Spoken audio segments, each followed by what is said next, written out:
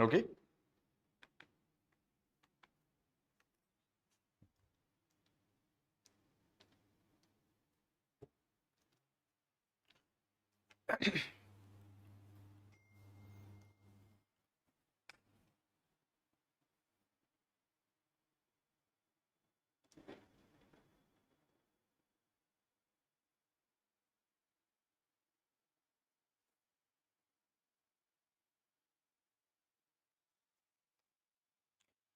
Start करें?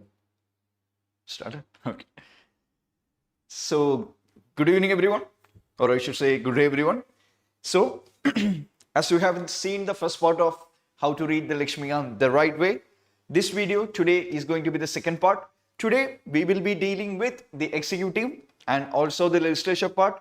This will also extend to part 3 because we won't be able to finish the whole process, the whole chapters in today's video. So, the part 3 video will cover basically judiciary, constitutional bodies, non-constitutional bodies, emergencies, center-state relations, and basically interstate relations. So in this video, as I have said in the YouTube shorts, we will be dealing with executive and also legislature. So in the last session, I basically told you how to analyze the PYQs. Abhishek. Oh, yeah. So in the last video, I basically told you how to analyze the PYQs and then understand what are the important areas. Then you have to read the portions. After reading the portions, you have to basically do objective wala polity document. They'll understand whether you have understood the document or not, or understood the topics or not. After, you have to skip the next chapter, and on those chapters wherein the comparative study is possible, what do you have to do? You have to make one-pager notes regarding the same. So we'll do a quick recap on what we studied on the last day. Next second.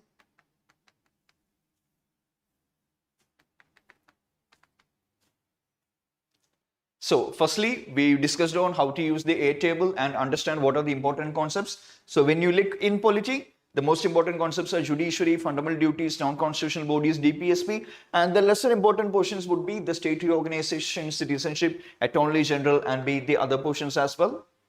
So after analyzing the questions, what do you have to do? You have to basically understand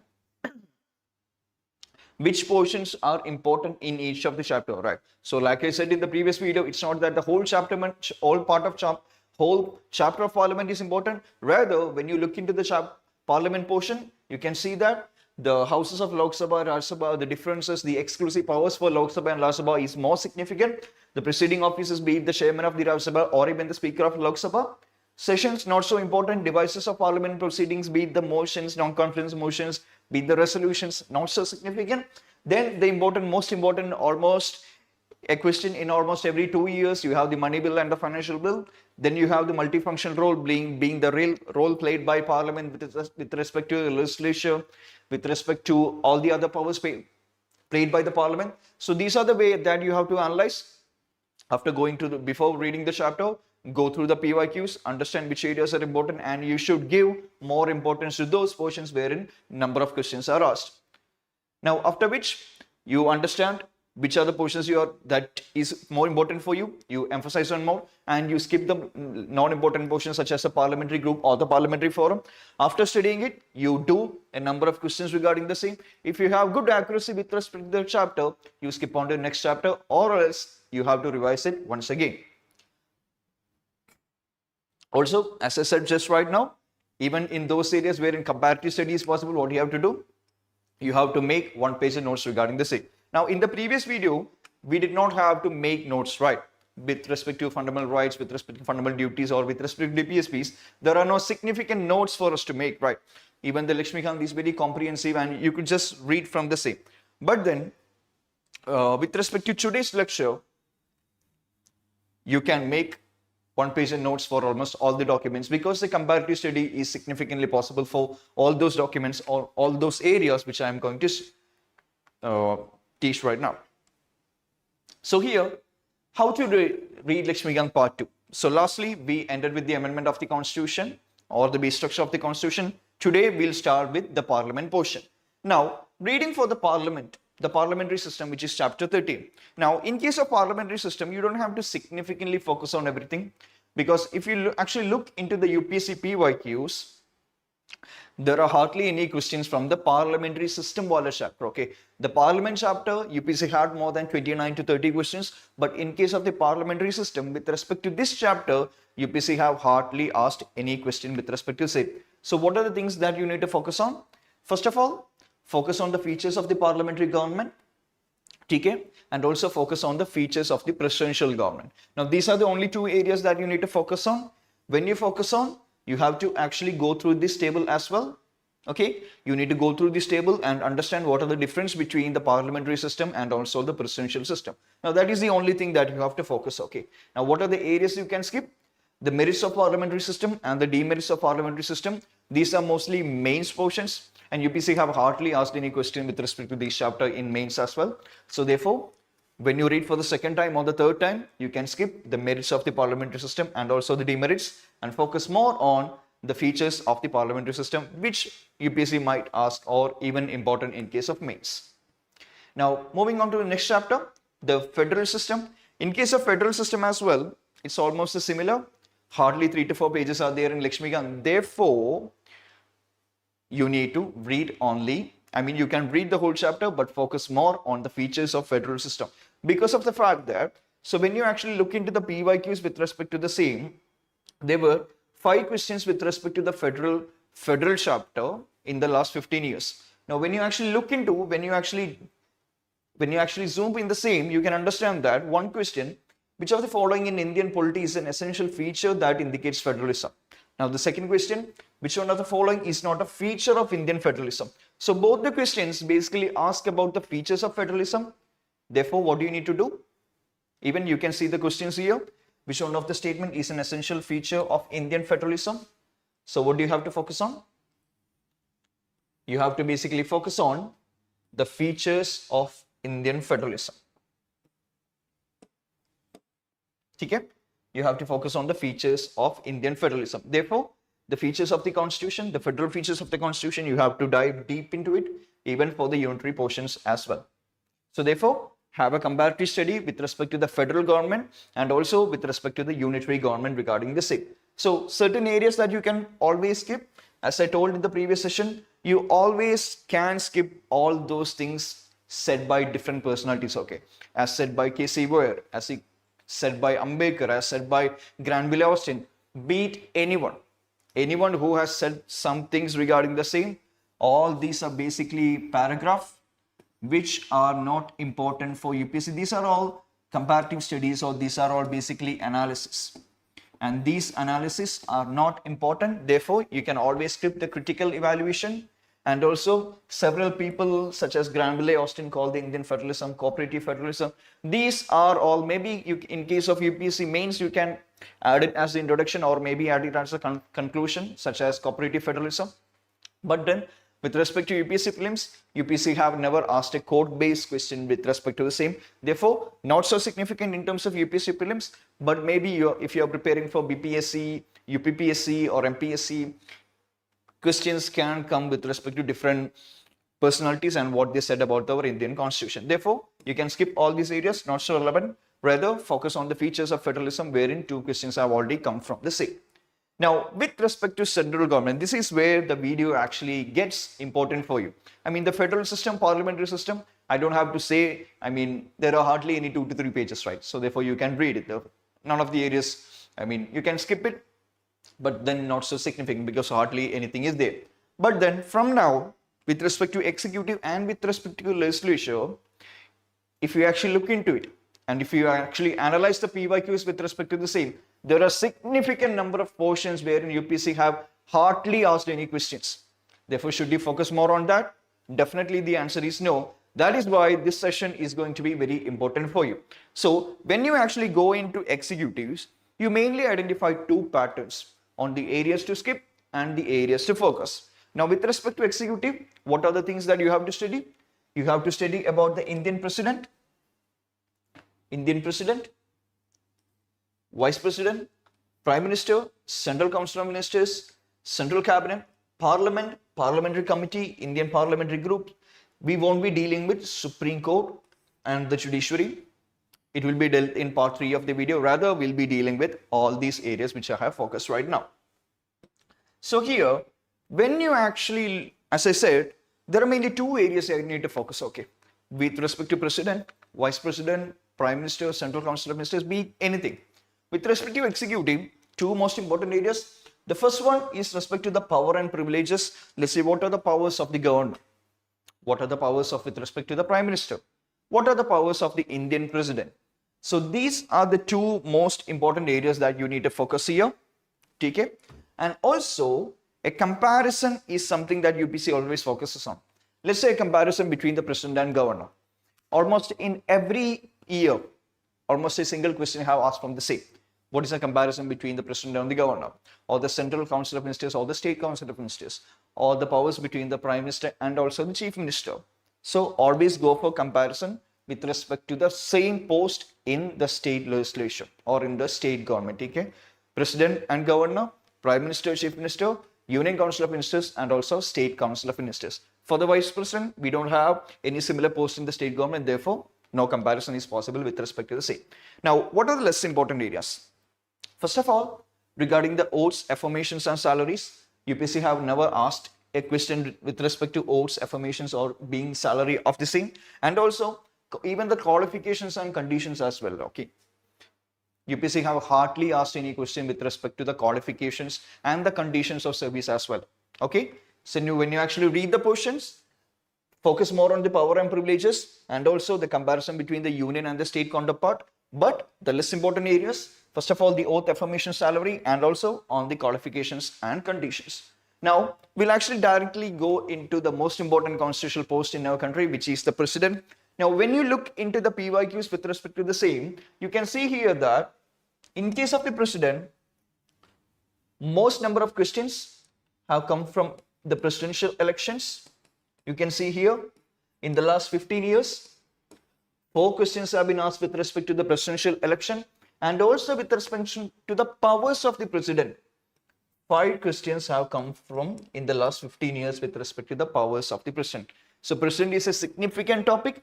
9 questions have been asked in the last 15 years. Now, when you actually look into the election of the president, okay, you can see here that if the election of the president in India is declared void by the Supreme Court, single question.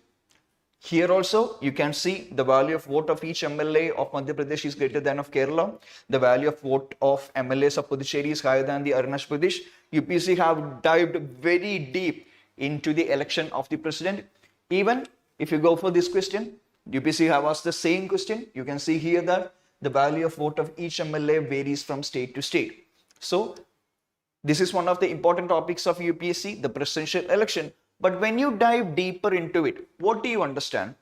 So when you look at here, when have UPSC asked a question regarding the presidential election? You can see here that 2 questions have been asked in 2023. Okay. In 2023, UPSC have asked if the election of the president of India is declared void, the question that we have discussed now. And in the same year, in 2023, UPSC have asked one more question with respect to the presidential election. And also, in 2018 as well, UPSC have asked a question regarding the election of president. Now, what do you understand by this? Does UPSC randomly ask question with respect to the election of president? No. It's because that it is during these years, I mean the preceding years, the president of India got elected. Now, in 2003, you can see a question, right? So, when did Abdul Kalam become the president of India? It's in 2002. Therefore, UPSC asked a question regarding the election of president in 2003. Now, the next question is in 2018. You can see here. Now, here, if you look at the same, Ramnath Kovind was elected president in 2017. That's why UPSC asked in 2018. Now, in 2023, you can see 2 questions here. Why did UPSC ask in 2023? It's because Draupadi Murmu got elected in 2022, right, or 2022. That is why UPSC asked in 2023.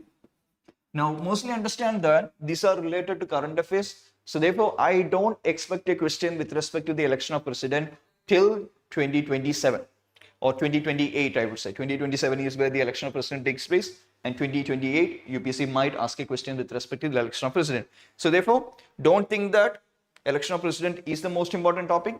Usually, with respect to when the election of president happens, these questions are asked. So not so significant in terms of 2026, I would say. But then you don't have to skip it, okay? Maybe UPSC can be unpredictable, right? So therefore you can go through the same. It is beautifully given in Lakshmikant. You can go through all these calculations with respect to the election of president. Now after that, the powers of the president, as I have shown you, 5 questions have been asked from the election or the powers of the president. So dive deeper, be it the legislative powers, be it the executive powers, be it all the powers, be it the pardoning powers of the same, dive deeper into each of the point, okay? Because powers of the president is one of the important areas in UPSC. So dive deeper. Okay? Also, go for the comparison between the governor and the president, okay? UPSC have asked 3 questions with respect to the comparison of president and governor. So go for, as I said before, always have a comparison of a counterpart. In case when you study president, have a comparison regarding the governor, regarding the same. So what are the areas to focus? Let me summarize it for you. Elections of the president, powers of the president, and also comparison with the president and the governor. And what are the less important areas? Qualifications, oath, affirmations, not asked by UPSC. Term, impeachment and vacancy, also not asked by UPSC. I wouldn't say you have any areas to skip, but then these can be classified as the less important areas and these the more important areas. Okay? So the election of president is mostly current affairs related, as I have shown you. But then you don't need to skip it, you can read the same. But powers of the president, UPSC would ask, therefore you have to deeply go into it. Okay?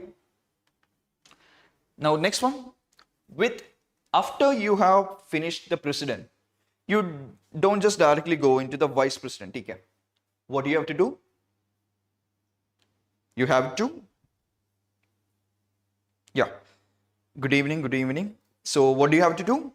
After studying the president, don't go to the vice president, rather go for the constitutional counterpart. Now, what is the constitutional counterpart? The constitutional counterpart is basically the governor of a state, right? So always do like this, okay? When you study president, after you study president, go for the governor. After you study prime minister, go for the CM. After you study about the Indian Parliament, go for the state legislative assembly. Okay? Now, go for the governor. Now, the same 6 questions have come in the last 15 years with respect to the governor of the state. Now, if you look at here, mostly the questions have been asked from 3 important areas. First one, constitutional comparison. You can see here the comparison between the president and the governor. The next one is with respect to the powers of the governor. You can see here. You can see here the powers and the privileges. You can see here, this is with respect to, I wouldn't say the elections, but then this is with respect to the nomination of the governor. Okay. So this is a different, UPSC have followed a different pattern here. UPSC have dived into which committee have said the same, whether Sarkariya Commission, Punji Commission or the first Administrative Commission. With respect to, rather than this question, almost all the questions have come from the powers and privileges, and also with respect to the constitutional comparison between the governor and the president. When you look at here, or again a question regarding the privileges of the governor, and here with respect to the powers of the governor. So as I said for the president, what you have to focus here, first of all, privileges of the governor is an important topic, powers of the governor, again an important topic, and also constitutional comparison with the president and the governor. These are the 3 main important areas that you have to focus on with respect to governor as well. Governor issue is always, I don't know why be it the Tamil Nadu governor and all the different governors behave like this, right? They have become very rogue, I would say.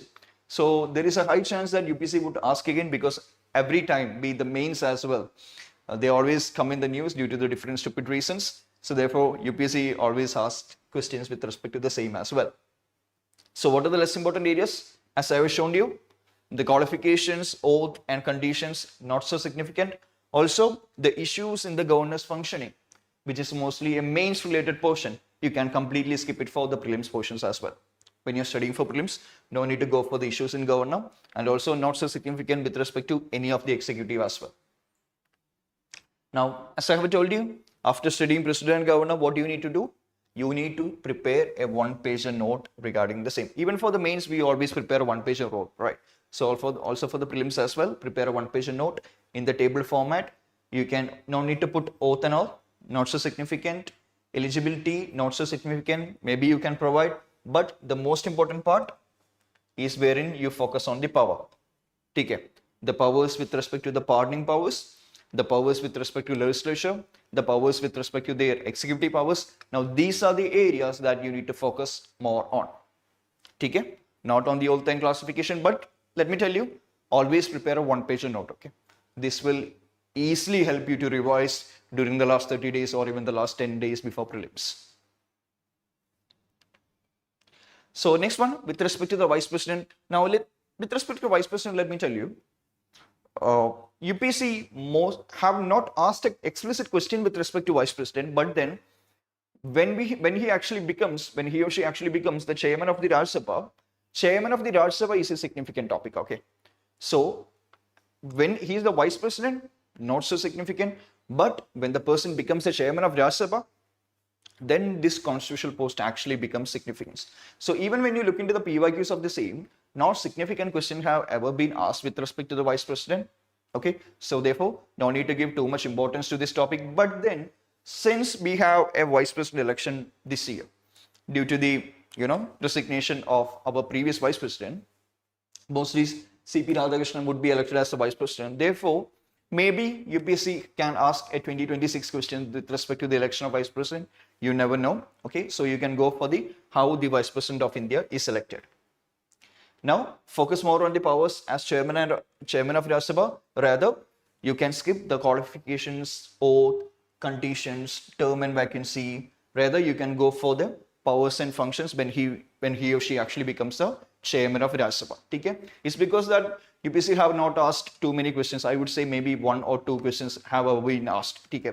That is why we don't need to focus more on the vice president, on the post of vice president. Okay? So more important focus to the powers as the chairman of Rajya Sabha, election of vice president, because of the fact that there has been a significant controversy going on and we are going to have an election of vice president. That is why it is termed as important. Less important portions, qualifications, oath affirmations, term, impeachment and vacancy, you don't need to focus. Now, regarding the Prime Minister as well, Prime Minister is always in news, right? That doesn't mean that UPSC always asks a question regarding Prime Minister. Okay. So when you look at only hardly 4 to 5 questions have ever been asked from the vice president. You can see here the executive power of the union is vested in the prime minister. Prime minister is the ex-officio chairman of the civil service board. Here also the functions of the cabinet secretariat, which is headed by the principal secretary under the prime minister. The prime minister of India at the point of the appointment of the prime minister. And the 9th schedule was introduced in the constitution of India under the prime ministership of. So there has been some questions. Even in 2024, there has been a very controversial question, right, regarding the budget, the finance minister, and also the prime minister. So there has been like 5 to 6 questions with respect to prime minister, but then not so significant as in you compared to the president. So most important topics, what is it? You have to focus on the powers and functions of the prime minister. TK. And what are the less important areas? As I told you, in case of all the executive post, oath, term, salary, chief ministers who became prime minister, and also caretaker government is something that you don't need to focus on. Okay?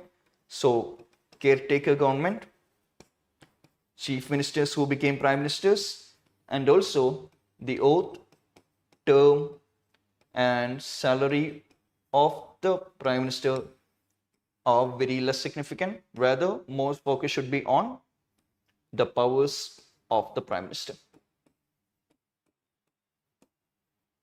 Got it? So also you can always skip these versions. Okay, as I told you, here in the Lakshmikant you can see a very big description of what a prime minister is as described by different personalities: Jennings, Herbert Marrison, Greaves, Ramsay Moir. So different personalities have described the prime minister in their own ways.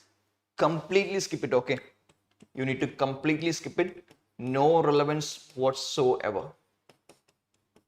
Okay. Completely skip these descriptions given by different academicians.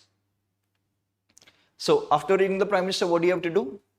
Don't just go for the Council of Minister, rather go for the Chief Minister, and then what you have to do? You have to make a table with respect to the comparison between the Chief Minister and the Prime Minister. That is the way you have to do it. After reading the Prime Minister, after going for the Chief Minister, what do you have to do? Then the next chapter comes the Central Council of Ministers. Now, in terms of Central Council of Ministers as well, when you actually go through the PYQs, here you can see here that the composition of the Central Prime Minister, Central Cabinet, the Central Council of Ministers has been asked. First one regarded to the Cabinet, the Constitution of India classifies ministers into 4 ranks: Cabinet Minister, Minister of State, Independent Charge, and also Deputy Minister.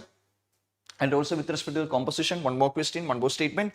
The total number of ministers in the Union government, including the Prime Minister, shall not exceed 15% of the total number of members of Lok Sabha, which is actually a correct statement. Now here as well, the collective and the individual responsibility, the vacancy or the termination of the union ministers is basically discussed here. I mean, you can go through the whole document, okay?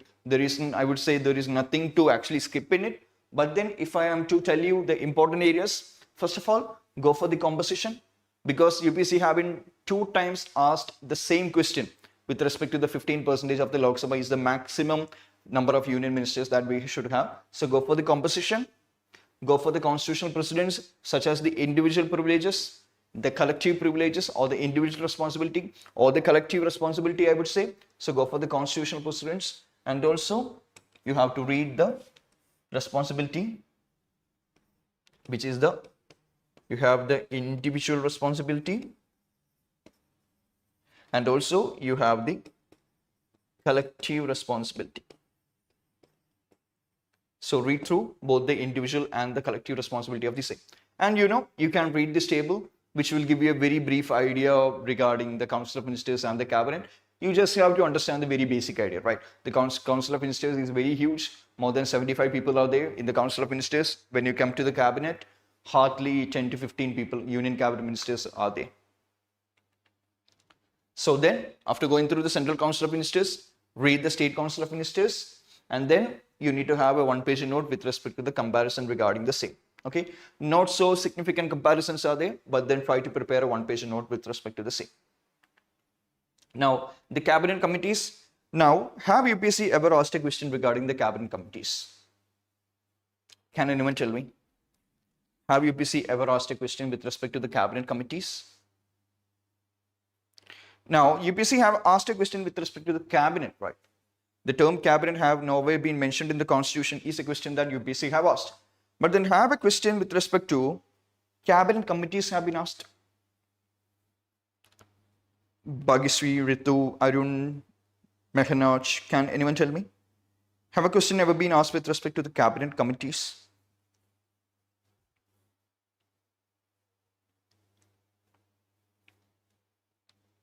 Anyone? Now, one of the issue is that, let me ask you a very simple question. Does UPSC take Lakshmikant as the source, or UPSC take Constitution of India as the source? Does UPSC make the questions from Lakshmikant as the book, or the Constitution, or even different books? Does UPSC take Lakshmikant as the source? UPSC takes Constitution as the source, right? So, do you think that the cabinet committees are mentioned in the Constitution? Is the cabinet committees mentioned in the Constitution? Cabinet committees are not mentioned in the Constitution, right? So, you must understand that, be it the parliamentary group, be it the parliamentary forum, be it the youth parliament, be it the cabinet committees, there are significant number of additions which is there in the Lakshmikant and which is not there in the Constitution. Now, UPSC doesn't ask questions from the Lakshmikant.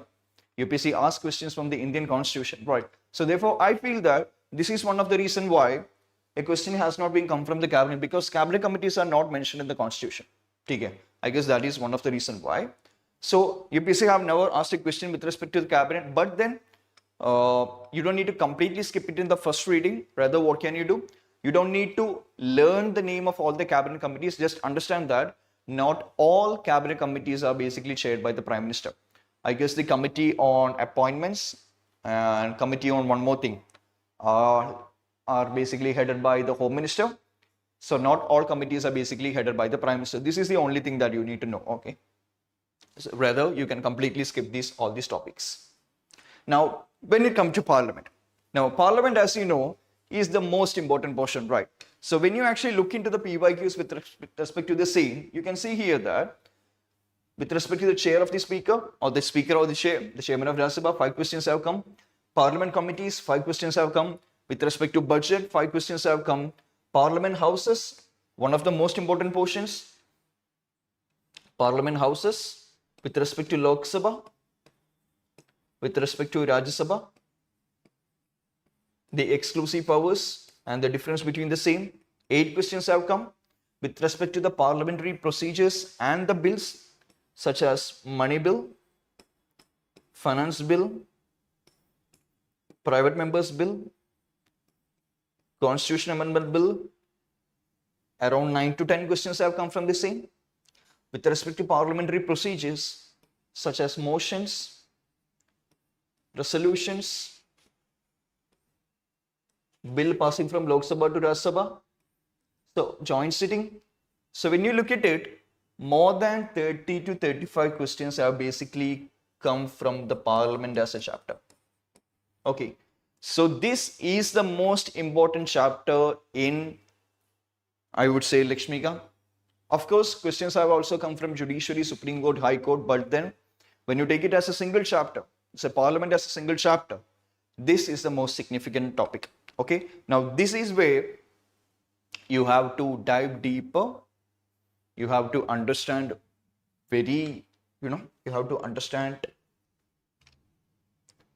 have to understand it in a very deeper manner.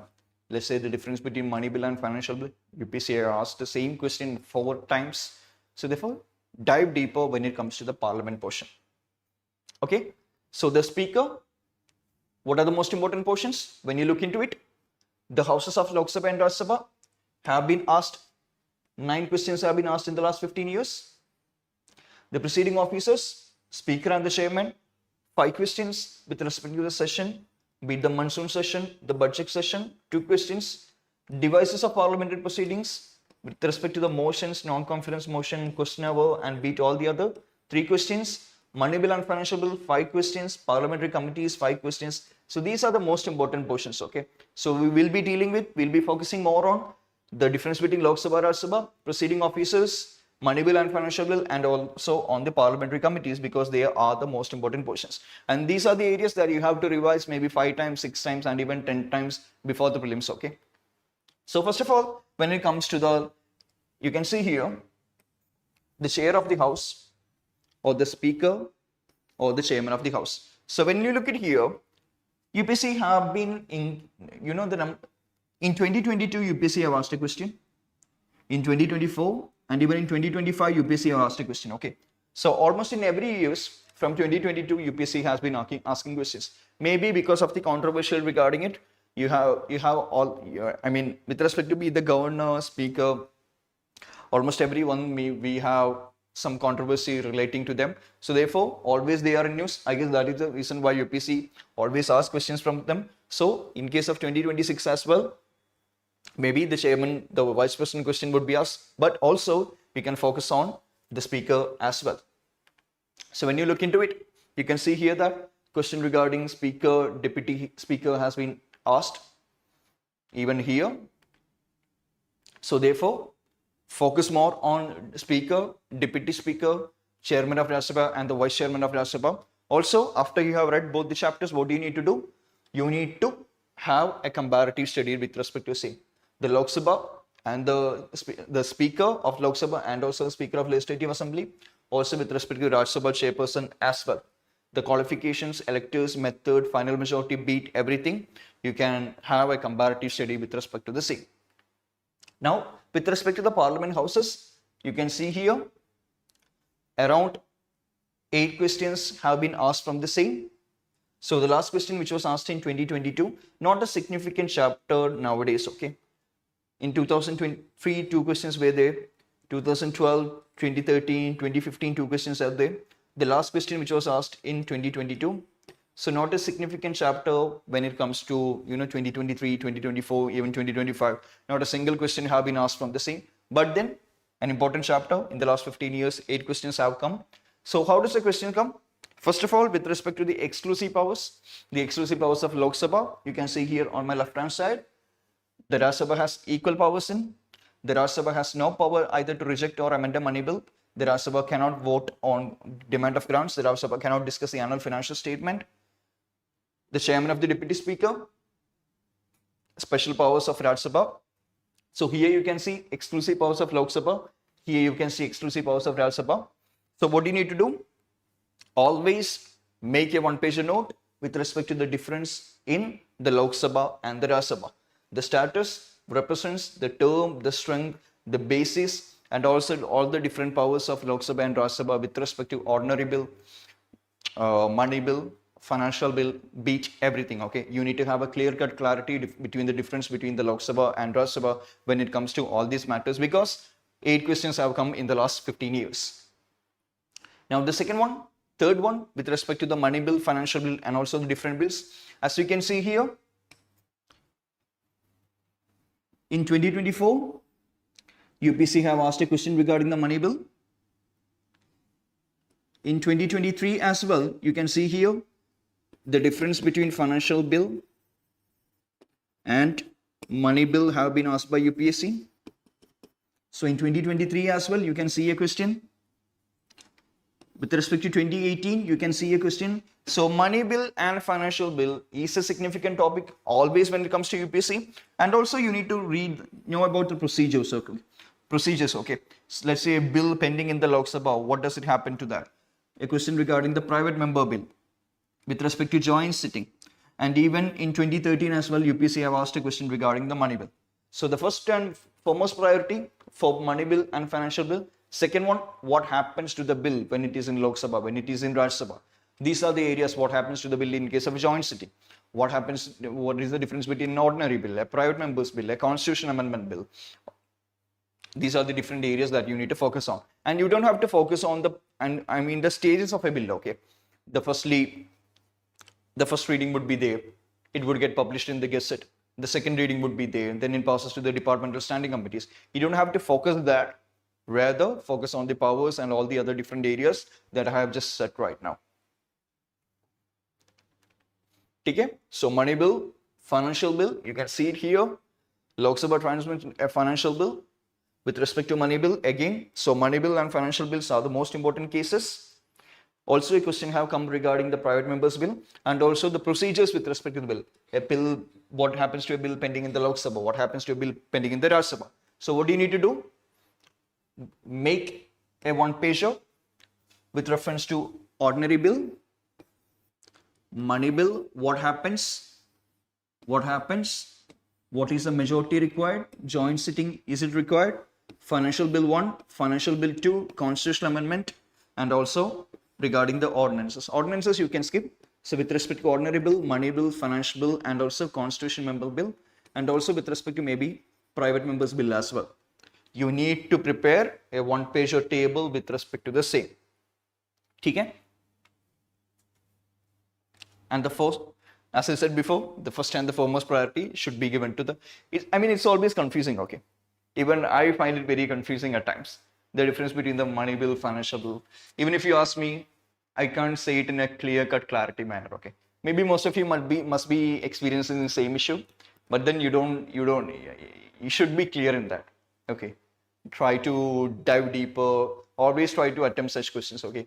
Then only you will understand that whether you have understood the same. Okay, so after studying these portions, try to attempt a lot of questions. So next one, the Union Finance Minister on behalf of the Prime Minister, and this was a controversial question in 2024, which actually made all of us question the thinking of UPSC, I would say. So with respect to budget, you can see here 2 questions have come from the same. So with respect to money bill, financial bill, and also with respect to the annual financial statement or the budget, you need to read into it. Okay? Now, with respect to the parliament committees as well, as I have already shown you, 5 questions have come with respect to the parliament committees. But then let me tell you that there are a significant number of areas that you need to skip with respect to parliament committees, okay? Even though 5 questions have come, you can see here the 5 questions have come from the same, right? So in 2018, 2024, there was a question with respect to the ethics committees. Ethics committee. Now, always you have to remember, you have to always guess why this question came, right? So as I've told you, in case of the president, the elections of the president were in concurrent to the elections of the president, right? In 2017, there was an election. 2018, UPSC asked. 2022, our current president got elected. 2023, they asked questions. So why did UPSC ask a question regarding the ethics committee in the year 2024?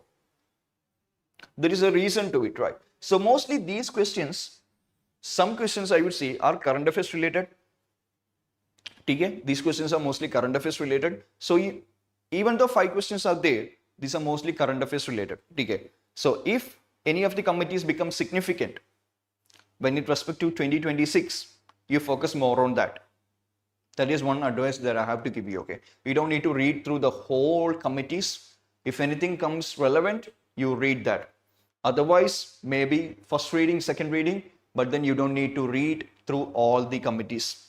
Okay? So why do you think the ethics committee question was asked? You remember the question, the issue with respect to Mahua Moitra? Mahua Moitra was expelled from the Lok Sabha, 5 take place from the ethics committee report. It's because of the ethics committee. You can see here, the issue happened in December 8, 2023. That was the date that she was expelled. It is because of this reason why UPSC asked a question in 2024. Okay? So you have to go in the back end of the same to understand why this ethics committee questions was asked. But then when you actually look into it, regarding the other not so significant parliamentary committees, UPSC have asked a paragraph question with respect to the same. Now what you have to do, first of all, with respect to the finance committees, okay, these are the most important committees in the parliamentary committees. Okay. The Public Accounts Committee, UPSC have asked a 2-statement question with respect to Public Accounts Committee in 2015, Estimates Committee and Committee on Public Undertakings. In terms of this, UPSC will, if UPSC is going to ask a question tomorrow, UPSC will ask a statement question. Okay. So therefore, what do you need to do? Dive deeper into the 3 financial committees, but then with respect to all the committees, all the other rest of the committees, what do you have to do? You have to learn it.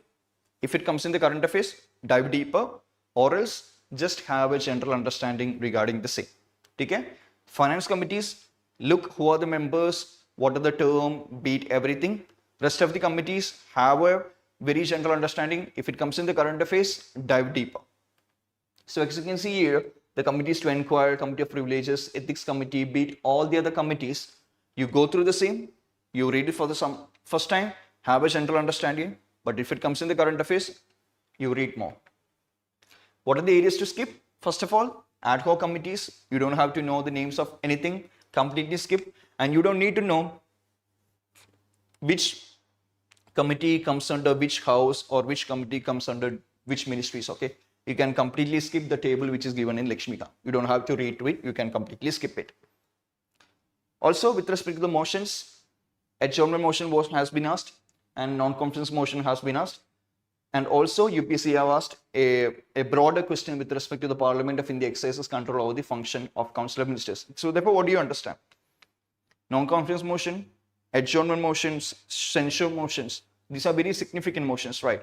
So you need to understand that, you need to learn about that. But then with respect to all the different resolutions, cut motion, token motion, beat all the other resolutions, you don't have to have a deeper understanding regarding the same. Okay, even if you forget, it's all possible, it's humanly possible, you can completely skip through the same. Rather, focus only on the important motions such as non-confident, adjournment, censure, these motions. Okay? So what do? You should focus more on confidence motion, censure motion, 0 hour, question hour, and motion of thanks, which are very significant, but less focus on closure motion, privilege, calling attention, no day yet name motion, dilatory motion, point of orders, and basically resolutions. Okay, you can read it one time, but you don't need to revise it once again. So these are and also with respect to the voting in the house. Okay, these are all insignificant portions with respect to Lakshmikant. The methods of voting, the voice note, the division, the secret ballot, voting in the house, the language in the parliament.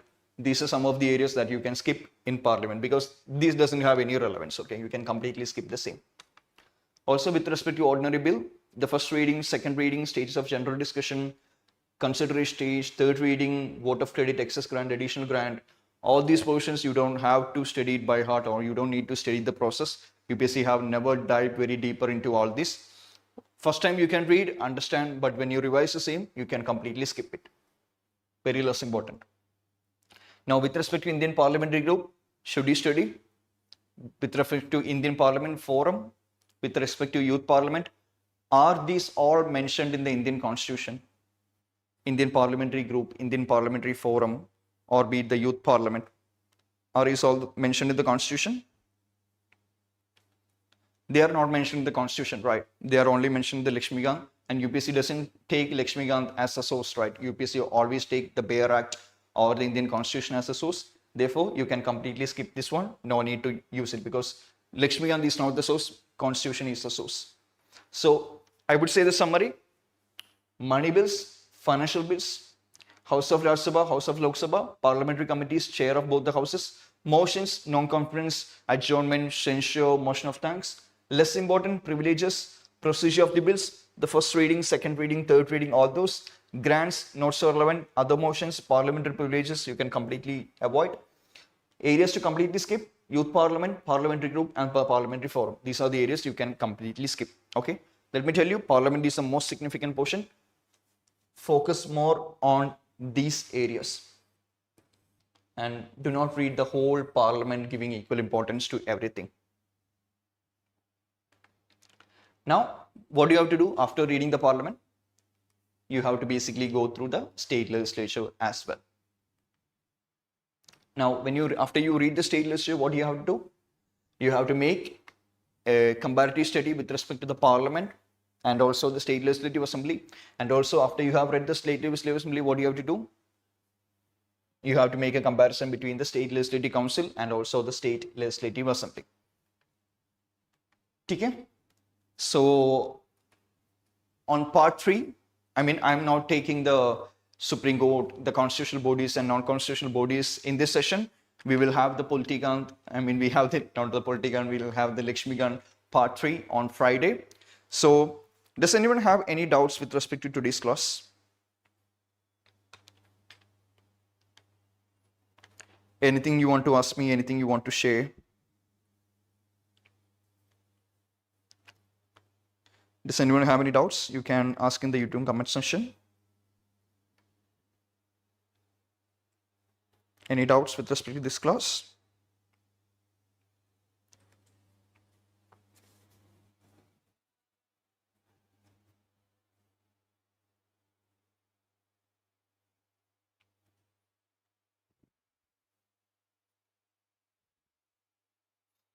Any doubts? Arun, Ritu, Bakira, Yesh, Mehnaj. Any doubts, anyone? Do you need any other clarification with respect to the same? Any portions that you want me to clarify or take it once more? Anything? How was the session? You can share your feedback as well.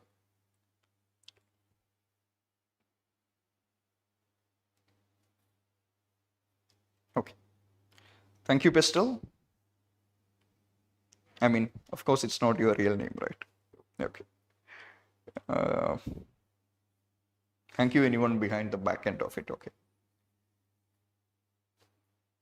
Okay, so thank you, everyone. Thank you for joining the session. Also, as all of you know, the Dominant Prelims is live. Our third batch, which started on August 9th, is live right now. You can watch the orientation video of the same. It's there in YouTube. Okay? Yeah. So thank you, everyone. So see you on Friday as well, exactly on the same time, 7 p.m. We'll be dealing with the final part of reading the Lakshmikant series. So on that Friday, the coming Friday, we'll be dealing with legislature, Supreme Court, High Court, and all the other judiciary. We'll be dealing with judiciary, Supreme Court, High Court, and all the other portions. And also, we'll be dealing with rest of Lakshmikant, being it the constitutional bodies, non-constitutional bodies, local self-government municipalities, and finally the elections with respect to the same. Okay? So thank you, everyone. Thank you for your time. Thank you. And one more thing, I have already uploaded the first part of the video in YouTube. It's already there. You can watch the video. If you have any doubts with respect to the philosophy, fundamental rights, duties, or be it everything. Just 1 second. 1 second.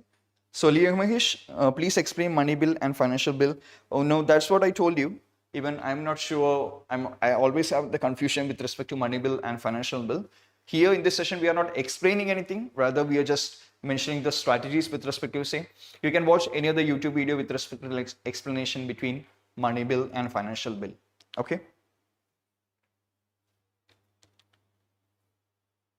Okay. So thank you everyone. Thank you once again.